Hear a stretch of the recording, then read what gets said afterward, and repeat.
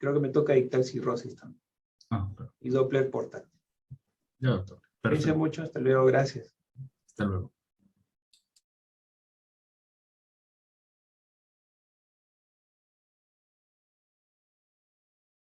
Mortalidad y mortalidad. Y cada vez es más frecuente. ¿Por qué? Porque se relaciona mucho con la enfermedad aterosclerótica, ¿no?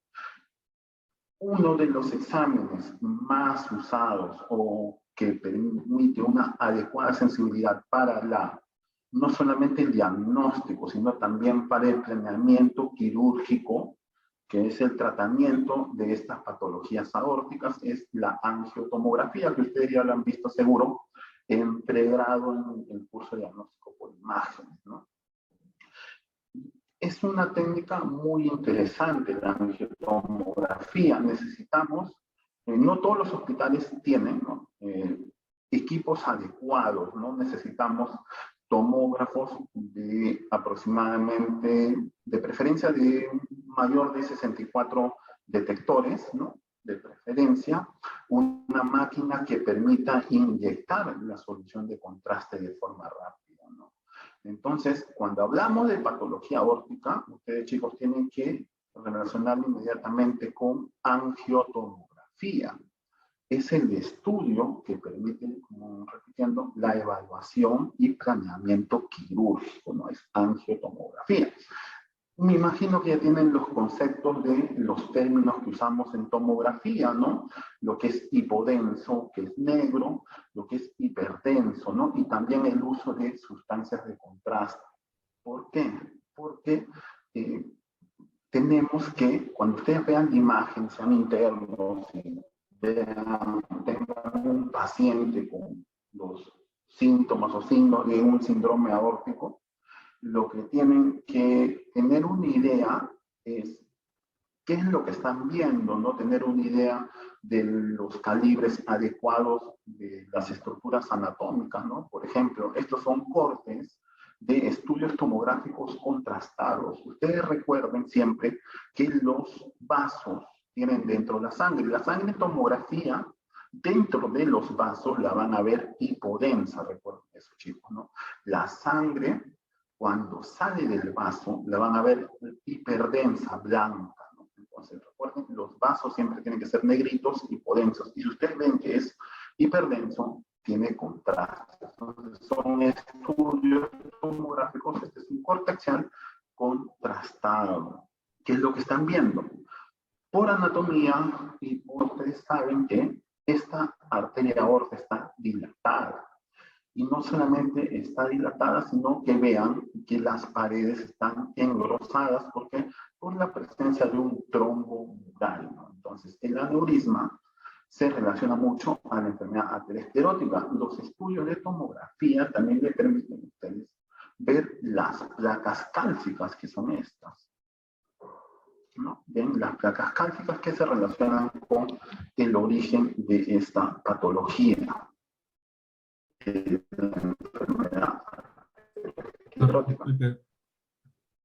Disculpe que le interrumpa. Entonces, son estudios corte axial y corte sagital, ¿sí? Disculpe que le interrumpa, doctor. No, lo que pasa es que se escucha un poco de interferencia Dime. en su audio. A ver, un ratito, un segundo.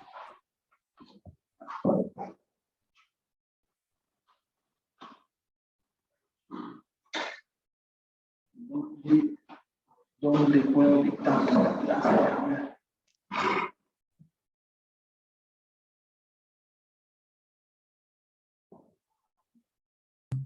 ¿Mejoró la señal o nada?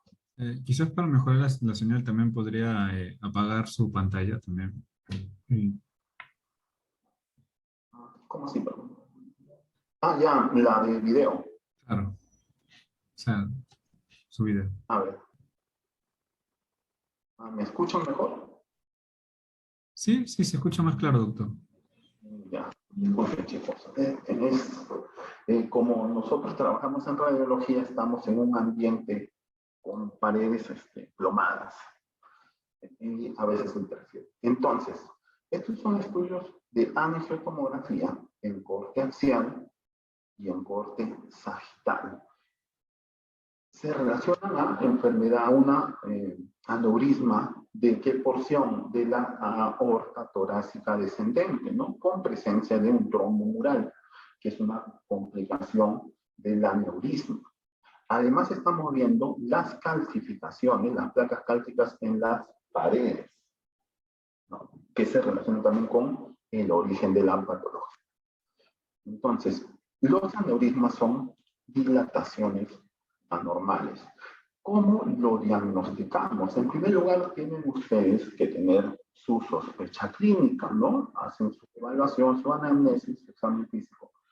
Y si ven que corresponde a un cuadro de un síndrome aórtico, tienen sospecha de que este paciente tiene una patología aórtica, van a pedir un estudio de angiotomografía contrastada, ¿no? Y se adquiere a través de las tomografías, como les digo, de preferencia, que tenga el mayor número de cortes posible. A partir de 64 es adecuado. En el hospital donde trabajo tenemos un tomógrafo, que es este, es el Aquilion Prime, que tiene 160 detectores, dos filas de 80 detectores cada uno. ¿Qué es lo que se hace? Se administra contraste y, como les hago recordar, la arteria aorta es hipodensa. Cuando administramos contraste, este contraste es de alta densidad y las arterias van a pintarse. Una vez que la arteria está llena de contraste, vamos a poder evaluar su calibre, vamos a poder evaluar las paredes, la forma de las paredes, si hay trombos, si hay úlceras, ¿no? Esa es la importancia que ustedes tienen al saber leer este tipo de imágenes. ¿Qué técnica usamos? Ponemos un ROI, que es como un detector dentro de la luz de la arteria aorta. Esperamos a que se llene de contraste y procedemos a hacer la adquisición. Tenemos que usar un contraste de alta densidad, ¿no? Que nos va a permitir evaluar la luz.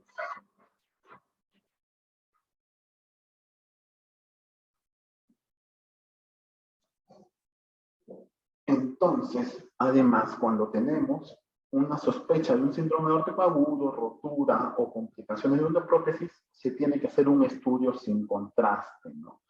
¿Por qué? Porque en el estudio sin contraste ustedes van a poder ver, por ejemplo, la presencia de sangre. Recuerden que la sangre es hiperdensa en el estudio tomográfico sin contraste, además de la presencia de placas cálcicas en sus paredes, ¿no? El aneurisma aórtico es una dilatación permanente. ¿Cuáles son las medidas? Más de 5 centímetros en aorta ascendente, más de 4 centímetros en aorta torácica descendente o más de 3 centímetros en la aorta abdominal, ¿no? La tomografía, como les vuelvo a repetir, permite el diagnóstico, planificación y valora las posibles complicaciones que pueda tener el tratamiento, ¿no? Ahora, en el aneurisma de aorta torácico, la prevalencia aumenta con la edad y tiene predominancia en el sexo masculino. La aterosclerosis es la principal causa, recuerden los chicos. Además, pueden ser de otro tipo de orígenes, como los traumatismos, las aortitis, ¿no? Lo que son las enfermedades inflamatorias autoinmunes, algunas también pueden hacer. Enfermedades de tejido conectivo, la clásica, el síndrome de Marfan, que produce una dilatación de la raíz aórtica. La sífilis, también ustedes saben que produce una aortitis, ¿no? ¿Qué es lo que va a producir? Un debilitamiento de las paredes y una dilatación. Estos son imágenes que obtenemos a través del estudio de angiotomografía. Fíjense, son muy bonitas y son muy didácticas. Y están viendo que es de fácil diagnóstico. Ustedes lo ven y inmediatamente saben que esa aorta está dilatada. Son dos imágenes en cortes sagitales, donde estamos viendo esta imagen es la proyección de máxima intensidad. que me permite evaluar los vasos de esta manera. Y esta es una reconstrucción tridimensional de la superficie, ¿no? Y estamos viendo la dilatación de la aorta torácica ascendente, la aorta torácica descendente y también de la porción proximal de la aorta abdominal. Fíjense que son de forma fusiforme. Existen otros tipos de aneurismas saculares, pero estos son más frecuentes a nivel del cerebro.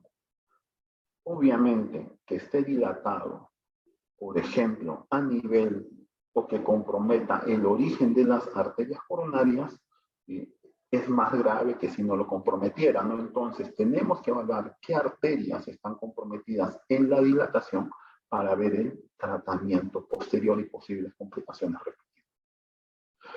Podemos dividir también los aneurismas en verdaderos o falsos. Los verdaderos aneurismas son los que tienen las tres capas de la pared aórtica, íntima, media y adventicia. Y los falsos o pseudoaneurismas tienen rota la íntima, ¿no? Entonces, los pseudoaneurismas, por este razonamiento, también pueden ser de origen traumático. Puede haber algunos saculares que tienen el cuello estrecho, ¿no? Fíjense, este es un pseudoaneurisma, estudio de angiotomografía corte axial a nivel del callado aórtico, donde vemos una dilatación de tipo sacular y además la presencia de un trombo mural. Este es un pseudoaneurisma. Y recuerden, esta área hipodensa que no llena la luz de este pseudoaneurisma es un trombo. Entonces, chicos, fíjense, con este estudio ya estamos viendo las complicaciones y caracterizando adecuadamente esta lesión. Este es un estudio simple, bueno, entre comillas, una angiotomografía en corte axial, y esta es su reconstrucción tridimensional, donde estamos viendo la colocación de la endoprótesis. Y este es el objetivo del tratamiento. Las angiotomografías también nos sirven para evaluar el resultado del tratamiento, el éxito. ¿Por qué? Porque poniendo la endoprótesis, este aneurisma ya no se llena, ha quedado aislado. Entonces, este tratamiento ha sido exitoso y se ha podido resolver con la colocación de la endoprótesis. Entonces, ya tenemos que la angiotomografía permite el diagnóstico, permite la preparación prequirúrgica, pretratamiento y además la evaluación de los resultados del tratamiento de esta patología. Y fíjense, ¿no? Pseudoaneurismas postraumáticos, ¿no? Estamos viendo la colocación del tratamiento, que es la endoprótesis, ¿no? Están excluyendo, fíjense, este es el pseudoaneurisma y no se representa, no se llena de contraste. Otro ejemplo también de pseudoaneurisma postraumático. Fíjense, son de más tipo sacular. Este es un paciente que tuvo una mediastinitis por perforación por espina de pescado, ¿no? Y tuvo una endoscopia complicada. Y por el traumatismo a nivel del callado de la aorta se ha formado un pseudoaneurisma. Entonces, recuerden eso, pseudoaneurisma se relaciona mucho con traumatismo, tiene forma sacular. Las fusiformes son las más clásicas relacionadas a enfermedad aterosclerótica, algunas enfermedades del tejido conectivo. Entonces, en la parte de aneurisma de la arteria aorta torácica, tenemos que ver si es la porción ascendente, si es el callado, si es la porción descendente, compromete el nacimiento de las arterias coronarias, etcétera, etcétera, ¿no? Si está complicada, si hay trombos, si hay úlcera dentro de esos trombos, también podemos evaluar con la angiotomografía. Ahora viene lo que es la aneurisma de la aorta abdominal. Recuerden también la regla 5, 4, 3. 5, arteria aorta ascendente, 4, arteria torácica, aorta torácica descendente y 3, la aorta abdominal. Entonces, el aneurisma de aorta abdominal es cuando tiene un calibre mayor a 3 centímetros seguramente. ¿Cómo son estos aneurismas? También relacionados con enfermedad arteriosclerótica y más raro por las patologías que ya mencioné, ¿no? Infecciosas, inflamatorias, congénitas, traumáticas, ¿no? Recuerden, la sífilis produce también aneurismas por la aortitis. Mayormente en población de mayor de 50 años o de los 65 años, ¿no? Sobre todo la porción infrafrenal de la aorta. Esta es la clasificación de Crawford para aneurismas tóraco-abdominales. Fíjense que el tipo 1 compromete la porción distal de la aorta torácica y la porción proximal de la aorta abdominal. La tipo 2 compromete la porción, puede comprometer la porción ascendente, la porción descendente de la arteria de la porción torácica, pero también compromete la porción infrarrenal. Esa es la tipo 2 de Crawford. La tipo 3 compromete aorta abdominal. La tipo 4 no compromete, acá con la tipo 3 compromete torácica y abdominal. La tipo 4 solo abdominal. ¿Y para qué me sirve? Esta clasificación de Crawford es para el tratamiento, ¿no? Es para el pronóstico del tratamiento. Listo. Tenemos además la medición. Y una vez que ya tenemos estas imágenes que hemos obtenido, es importante la medición del diámetro del cuello del aneurisma. Este es un esquema donde indica que tenemos que hacer un plano ortogonal. Tenemos que tratar de centrar bien y medir adecuadamente el diámetro de la arteria del aneurisma aórtico. Y fíjense acá, tiene que ser el máximo diámetro y en una reconstrucción tenemos que alinear adecuadamente este plano para la medición. Luego, sobre una reconstrucción, también debemos medir el cuello, medimos la longitud del cuello desde el inicio hacia el vaso más caudal. En este ejemplo, estas son las arterias renales. Fíjense cómo se tiene que hacer la medición con el vaso más caudal. ¿Por qué? Porque, como ustedes recuerdan, la endoprótesis cierra la luz.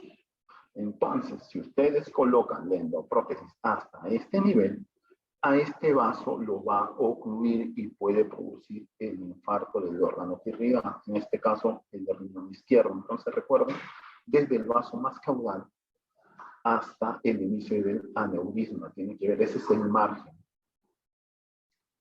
Estas son las mediciones habituales que se representan para el tratamiento.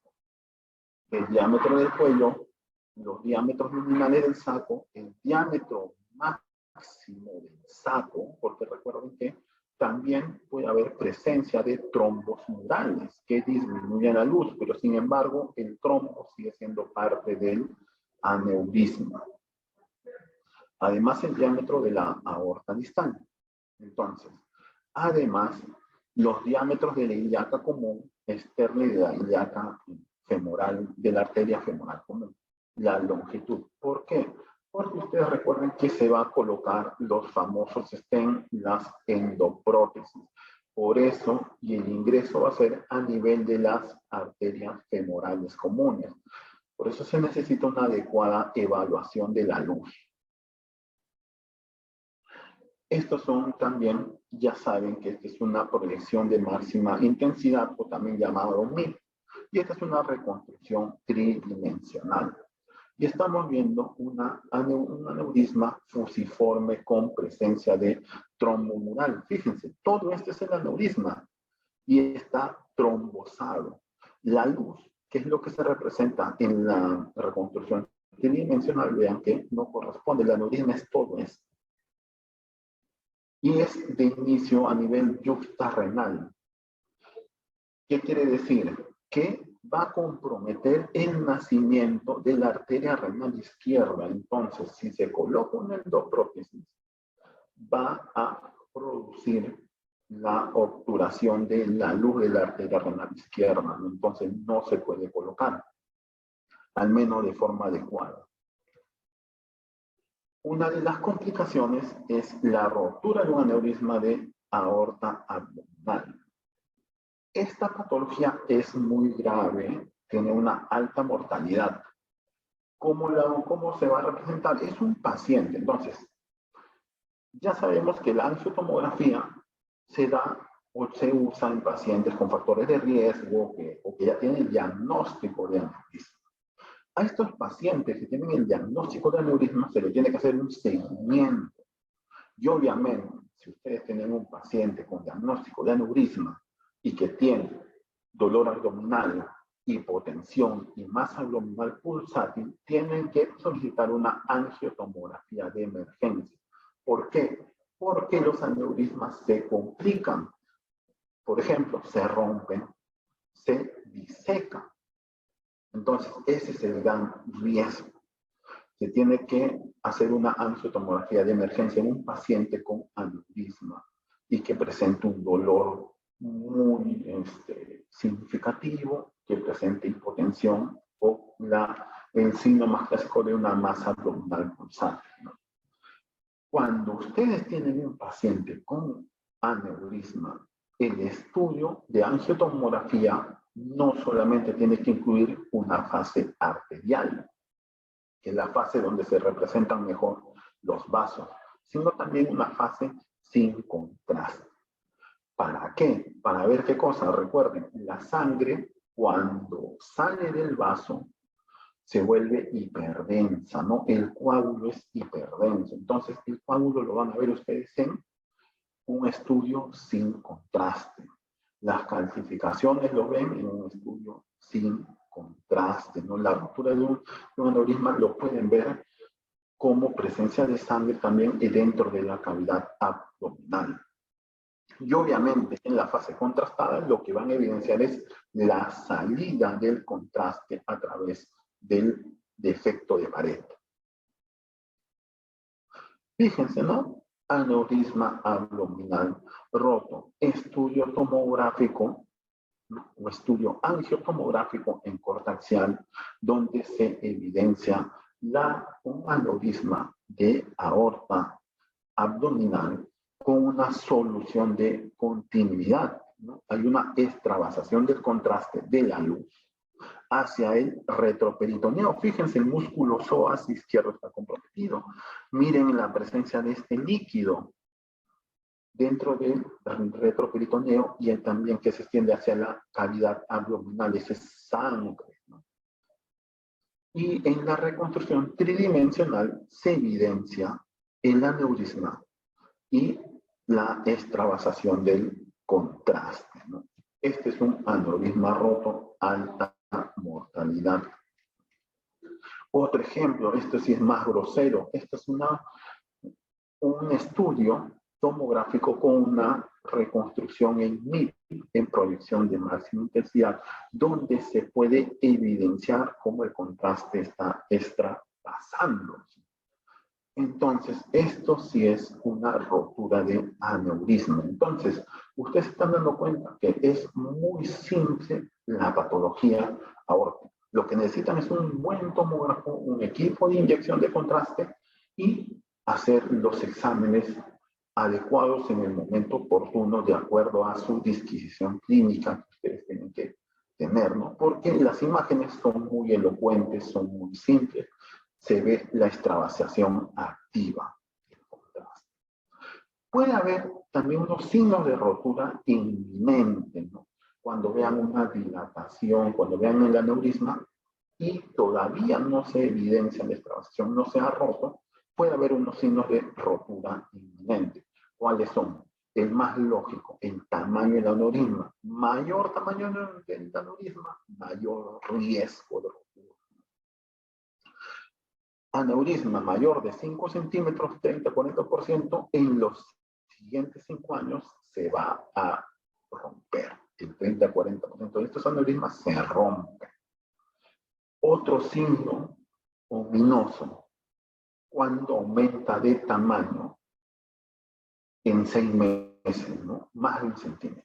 El crecimiento mayor a 1 centímetro o más en 6 meses, signo de que ese aneurisma tiene una pared que se está adelgazando, se está complicando, se va a romper.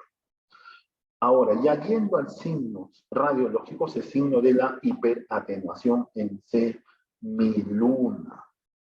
Es un área de densidad elevada y de forma semilunar que adopta la forma de semiluna en la pared o en el interior del trombo intraluminal. El signo de la aorta colgada, que es cuando la pared posterior de la aorta no está definida, ¿no? Y se relaciona mucho la pared posterior con los cuerpos vertebrales.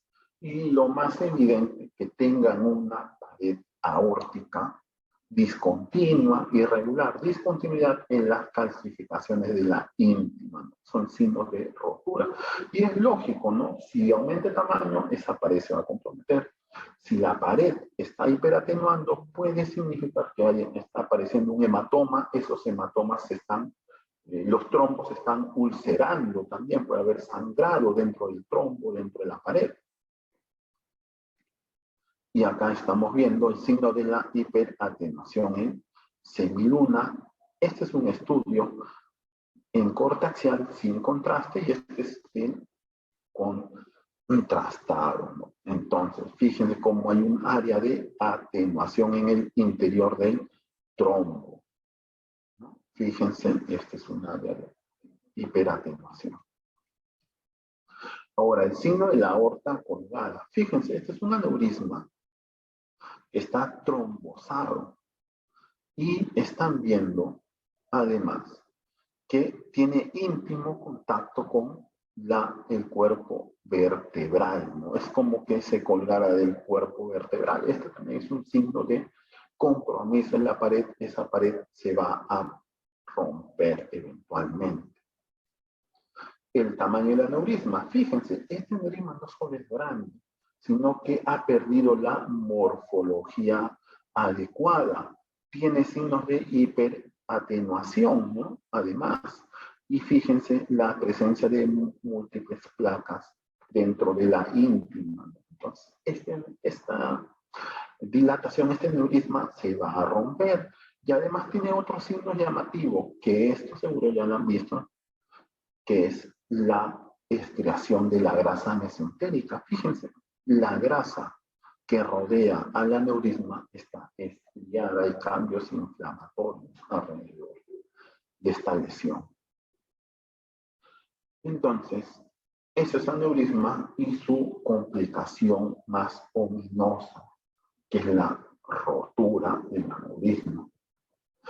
Luego, como les mencionaba, tenemos ya en un paciente que tiene una patología aórtica, podemos ver el síndrome aórtico agudo. ¿Cuáles son los representantes del síndrome aórtico agudo? Ustedes ya lo saben, chicos. Disección aórtica, hematoma intramural y la úlcera ateroesclerótica penetrante. Estas patologías dan mucho dolor, ¿no? Es típico el dolor en estas enfermedades o en estas complicaciones. Normalmente, obviamente, se da en pacientes que ya tienen un aneurisma de fondo. Disección aórtica. Cuando hay una disección aórtica, paciente con aneurisma que no controla bien la presión arterial. Cuando hay un traumatismo, ¿no? ¿Qué es la disección? Que ustedes también ya la han visto. Se caracteriza por una separación de la media, la parte externa de la media y la adventicia, ¿no? Y van a formar la pared externa de la luz falsa, mientras que el resto de la media y la íntima formarán el colgajo íntimo medial. En resumen, se van a formar dos luces en la arteria. ¿Cuál es el problema? Hay una luz verdadera y hay una luz falsa. El principal temor es que las principales ramas dependan de la luz falsa, porque esa luz falsa, como su nombre indica, no va a tener una adecuada irrigación. Si se diseca, por ejemplo, y de la luz falsa depende una arteria renal, depende la mesentérica, por ejemplo, o el tronco celíaco, va a ser un pronóstico malo. Entonces, disección aórtica igual a separación de la pared, formación de dos luces, una verdadera y una falsa. La gravedad, el pronóstico, el tratamiento va a depender de qué ramas comprometan la luz falsa, ¿no? ¿Dónde se rompe más frecuentemente? La pared lateral derecha y la aorta ascendente. La aorta descendente distal también puede disecarse, ¿no? Existen dos clasificaciones, la de Stanford y la de Bakke. La disección la más usada es la de Stanford, ¿no? Las disecciones tipo A afectan la aorta ascendente, ¿no? Entonces, la tipo B no afecta al callado aórtico, ¿no? Son distales. Entonces, la tipo A puede comprometer solo la aorta torácica, la ascendente, pero también puede extenderse hasta abajo. La tipo B no toca el callado aórtico, no toca la porción proximal de la aorta torácica. Entonces, fíjense, la tipo A compromete la porción ascendente. La tipo B no compromete la porción ascendente según la clasificación de Stanford.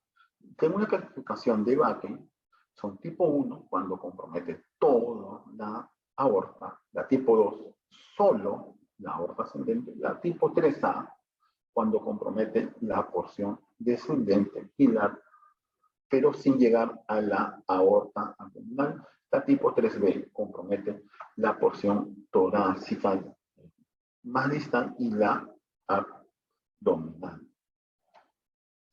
Entonces son dos tipos diferentes de clasificación. La más simple es la de Stanford. ¿Compromete o no compromete aorta torácica ascendente? No compromete. Compromete tipo A. No compromete tipo B. Simple. En los estudios de tomografía sin contraste, ¿cómo podemos, qué signos puedo ver de que hay una disección aórtica?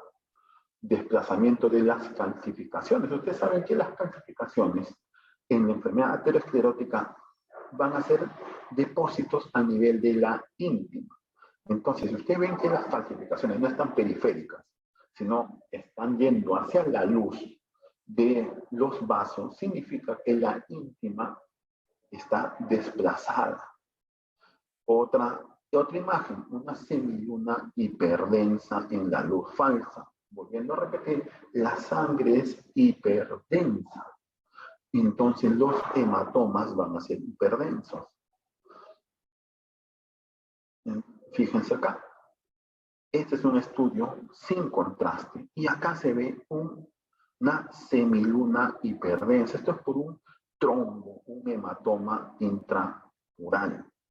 Y en esta imagen A, lo que estamos evaluando es el desplazamiento de las placas cálcicas de la íntima hacia el interior de la luz del callado aórtico. Y fíjense, cuando hacemos el estudio de angiotomografía, se evidencia que estas placas sí se han desplazado porque hay una disección.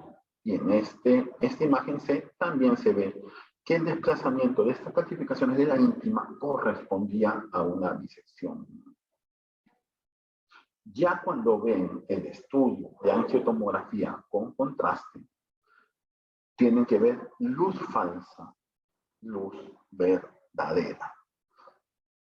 El estudio de angiotomografía, como su nombre indica, estudia los vasos, angiotomografía.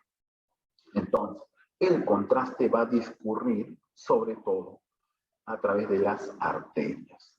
Razonando esto, nosotros sabemos que la luz verdadera de la disección es la luz que se comunica con la arteria, ¿no? Es la luz verdadera. Entonces, esta luz tiene que ser más densa, tiene que tener más densidad, que la luz falsa. Diferencias entre la luz falsa y luz verdadera. La luz falsa tiende a ser más grande, de menor densidad, porque no está en continuidad con el sistema arterial. Es una rotura. Puede no estar contrastada, puede tener un trance tardío, ¿no? Signo de la telaraña son las fibras hipodensas, que son las capas, ¿no? Signo del pico también podemos ver. La luz verdadera es más pequeña, tiene ángulos, fíjense, redondeados. En cambio, la luz falsa tiene unos ángulos más puntiagudos, signo del pico. Fíjense, acá se forma un piquito, entonces la luz falsa. Entonces, la luz verdadera, la principal característica es que es más densa, es más blanca, comparen. Esto es más blanco que esto. Esto es más blanco que esto. Entonces, hay más contraste acá porque eso es parte del sistema arterial. Los ángulos redondeados, fíjense, luz verdadera. El pico, este pico, por ejemplo, que se ve acá, es luz falsa. ¿Puede desaparecer la luz verdadera? Sí. Puede llegar, inclusive, la luz falsa a comprimir a la luz verdadera en su totalidad en algunos tramos. Luz verdadera, localización central, sobre todo, ¿no? También puede haber un colapso extrínseco completo, ya saben, porque la luz falsa puede aplastar, puede comprimir. Esta luz falsa frecuentemente se complica, frecuentemente se trombosa, y obviamente esta pared, al ser adelgazada, también se puede romper. Entonces, todo, chicos, es razonar sabiendo anatomía y sabiendo un poco de patología. Fíjense acá, disecciones aórticas tipo B.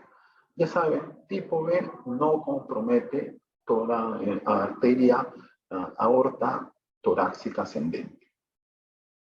¿No? Fíjense cómo hay una gran disección. Es la formación de dos luces.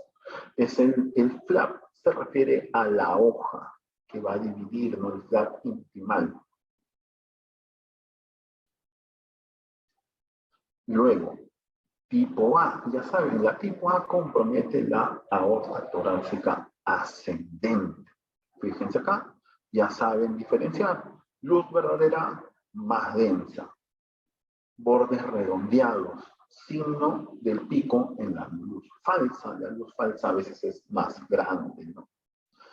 Además, la disección de la arteria aorta puede ir hacia las ramas. Ejemplo, disección de las carótidas. ¿Qué más puede producir?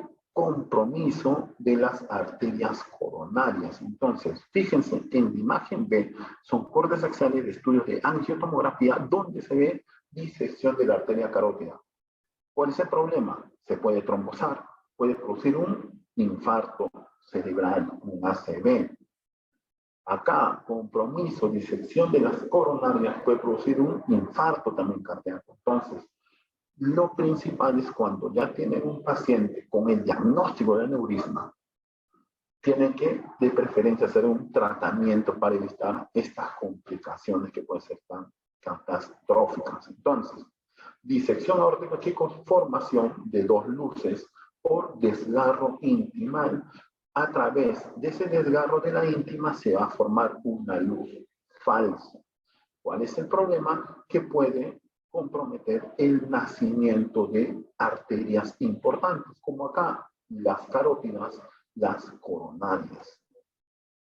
Fíjense acá, otro disección tipo A, según clasificación de Stanford, ¿no? Igualmente compromete la porción ascendente de la aorta torácica. Son reconstrucciones, ¿no? En coronal, ya saben que es frontal, y en sagital. Y obviamente estos pacientes ya tenían una patología de fondo, fíjense, el aumento del volumen a nivel de la aorta torácica ascendente. Miren acá. Y es una arteria aorta tortuosa, ¿no? Obviamente que ha tenido enfermedad aterosclerótica. tipo B. Tipo B no comprometen. ¿Cuál es lo interesante, entre comillas, de acá?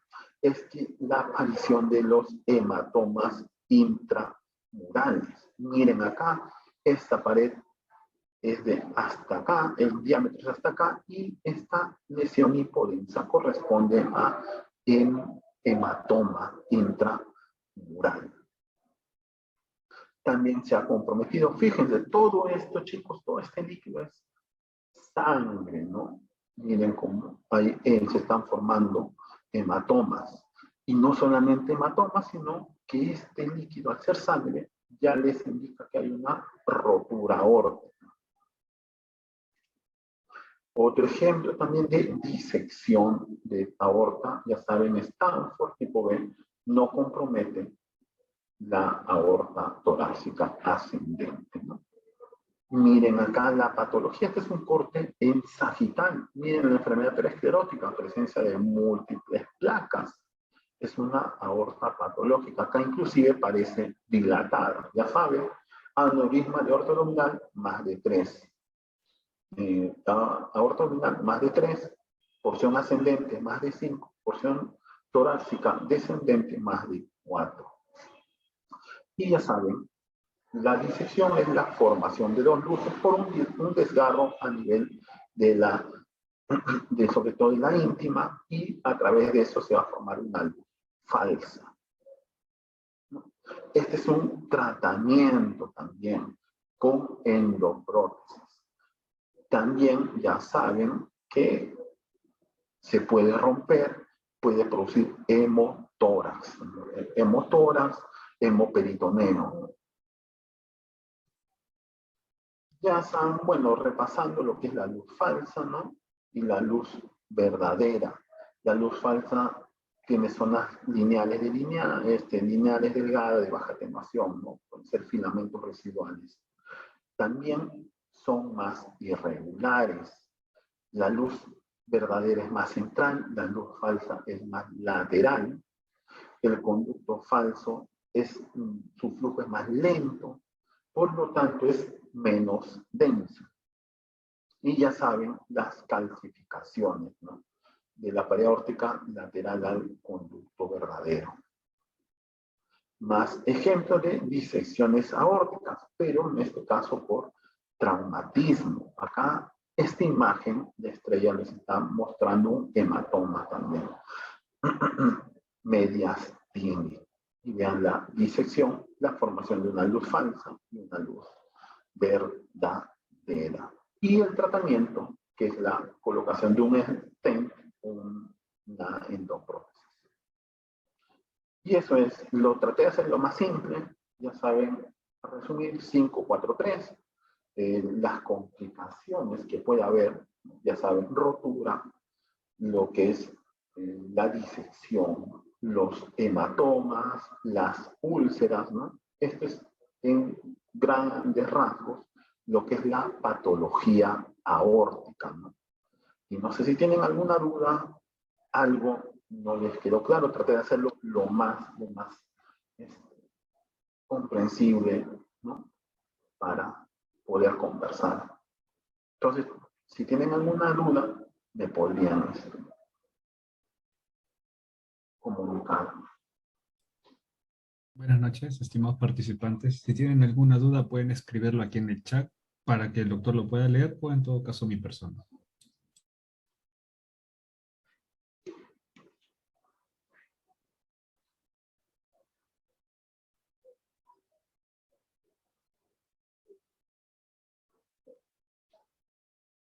Parece que no hay pregunta, doctor. Parece que todo queda en orden. Bueno, las disculpas del caso por la... Doctor, hay una pregunta, dice. Doctor, ¿primero se hace la angio con contraste o sin contraste?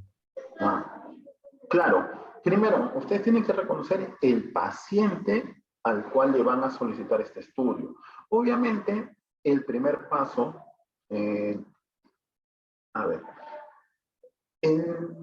cuando nosotros hacemos el estudio de angiotomografía, hacemos siempre una fase sin contraste. Ya dentro del protocolo, nosotros tenemos la fase sin contraste. Ahora, La detección de los aneurismas a veces es de forma incidental, vienen con sintomatología de dolor torácico y encontramos una arteria dilatada, ¿no? Un estudio sin contraste que ha venido por sospecha de neumonía. Pero si la pregunta es, ¿cómo estudiamos un aneurisma? Y sobre todo un paciente que ya tiene el diagnóstico de aneurisma, siempre se incluye la fase sin contraste. Es parte del protocolo de estudio, porque ya les estoy volviendo a repetir, los hematomas son hiperdensos. Entonces, hiperdenso yo tengo que verlo en la fase sin contraste, ¿no? Más que nada. Entonces, primero se hace el estudio sin contraste, es parte del estudio de patología aórtica.